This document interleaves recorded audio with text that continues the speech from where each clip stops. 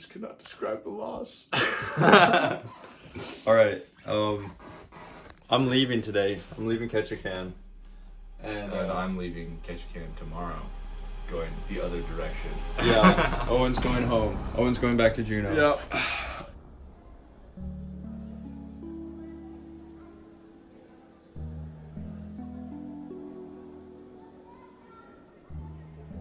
My name's Owen. I'm currently 21 years old, and I was born and raised in Juneau, Alaska. I currently am going to Western Washington University in Bellingham and going into senior year, and I'm hoping to get a biology degree. I've known Steven for around 12 years, and I guess we've been friends, good friends, for 5 or 6 now. We really kicked off as like good buddies was on in track and field our junior year of high school, and it was actually in Ketchikan. We roomed together in Ketchikan, which is kind of interesting since that's where we left. And we'd always bunk up at the end of the day and just like chat and stuff like that. And after like 4 or 5 days, we're like, bro, this is like, we got the same idea of what we want to do and stuff. And then we started hiking back in Juneau when we got back from that track trip, and like the rest is history, I guess. That's actually a funny story why I decided to join his climate trek trip. I had known about his trip for quite a while, ever since he was planning it. I think he was telling me he kind of got inspired to do this by kayaking out to one of the islands out in the Aleutian. I've known for a while that he was doing it, and I was actually never really planning to do it. So I called up Steven and just said, do you have any room on your kayaking portion for a little ways? And he said, yeah. So that's how I hopped on. Both Steve and I didn't have a lot of kayaking experience.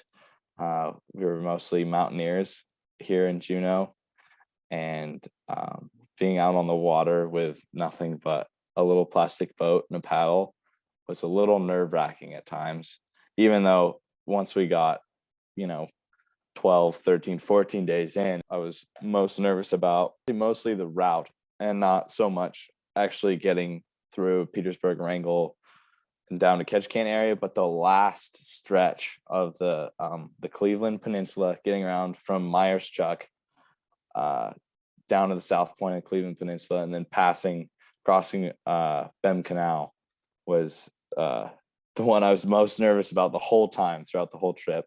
You're thinking about when you cross, you have probably 5 or 6 miles of crossing distance where you're in just water and you can't go to shore. That's kind of what really is nerve-wracking about those crossings. And we definitely had our fair share of it being really nice and calm, and then saying like, we can cross here, and then it getting rough as we make it to halfway, and it's really scary.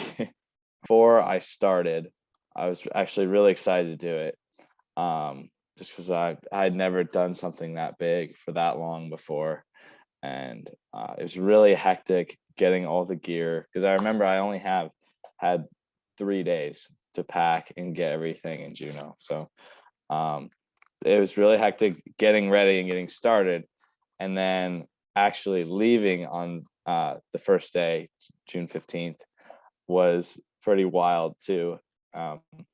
We had a problem with the boat, of course, with the zipper being zipped improperly or something like that, and this boat deflating in the channel.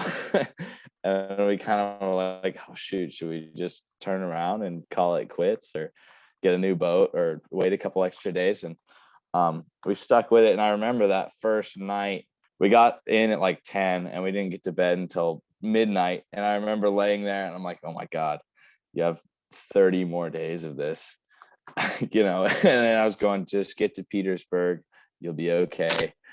I was also really concerned about the mileage that we were making on the trip too, because I had a ferry to catch and catch a can. There's always in the back of my mind that we had to make 12 or so miles a day, but I was really having a good time after we got past all that kind of initial shock and scare. I could definitely tell that my parents were very nervous, and I could tell meeting Steven's parents that they were very nervous about this whole trip.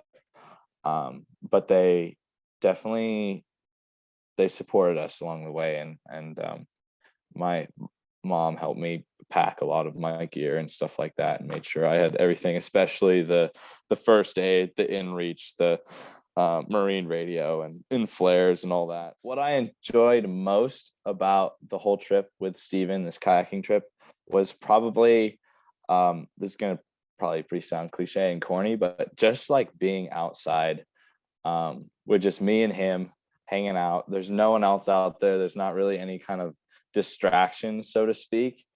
And just being outside and seeing all the animals we got to see, that was just really awesome to be out there and experience that stuff with him. And also, we got to do a lot of just like hanging out and bonding even more, which was really cool. Really good time. I definitely learned a lot more about Steven and his style, because we have been hiking for quite a bit together, but never for so long. And that was really nice to get to know and appreciate how he does things. And we definitely do things a little differently at times, but it's good to be aware that we both have different ways of actually achieving and getting to the same goal. Well, now that I'm done with Steven's kayaking or I guess my part of Steven's kayaking portion of his trip, I wish I would have kept going all the way to Seattle, but unfortunately I got to make money myself, so didn't have the time or the resources. If there's anything I'd like to say to all my bros and hoes, so to speak, out there, all the viewers, I'd probably say just don't be afraid to get out there and do something cool.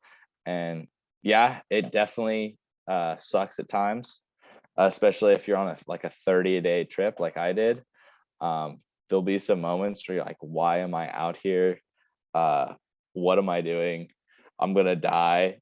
But those are kind of superseded by a lot of really cool moments on the trip as well, and really I guess I'd say enlightening moments. I'm not much of a self-fulfillment geek, but definitely you probably will have some pretty eye-opening experiences. And I definitely say all the hardships that you face while doing those things are well worth it in the end.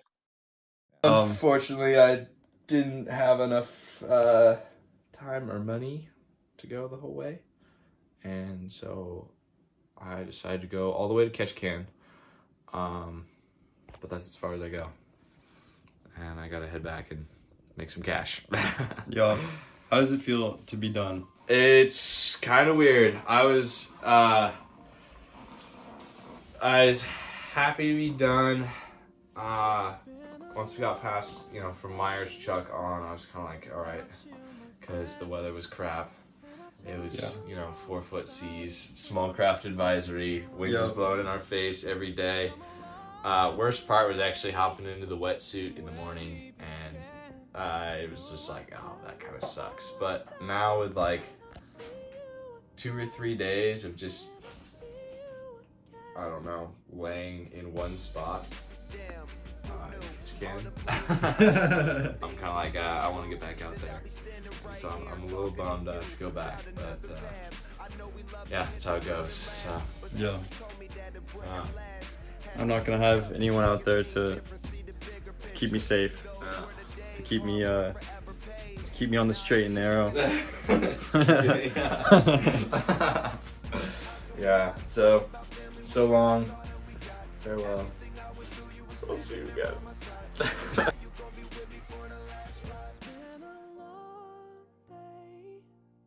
Without you, my friend, and I'll tell you all about it when I see you again.